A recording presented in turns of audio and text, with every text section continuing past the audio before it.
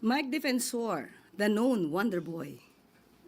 Marami sa kanyang talumpati ang naghihikayat sa ating mga kababayan na tanggalin sa pwesto ang ating Pangulo.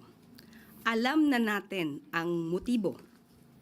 Mike Defensor again, Ador Mawanay 2.0. Kilala ang salitang mawanay dahil sa pamimilit di umano sa kanya na gumawa ng peking salaysay. Meron tayong impormasyon na isang tao sa administrasyon dati ni GMA na isang operator na ang trabaho lamang ay to muddle the issues. Pag ang taong ito ay kasama sa isang issue, something is fishy.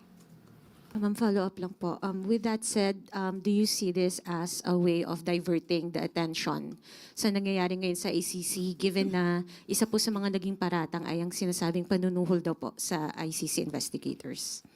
Malamang, kung ano man ang motibo nila, malamang na maaaring i-discredit at tanggalan ng kredibilidad at integridad ang ICC.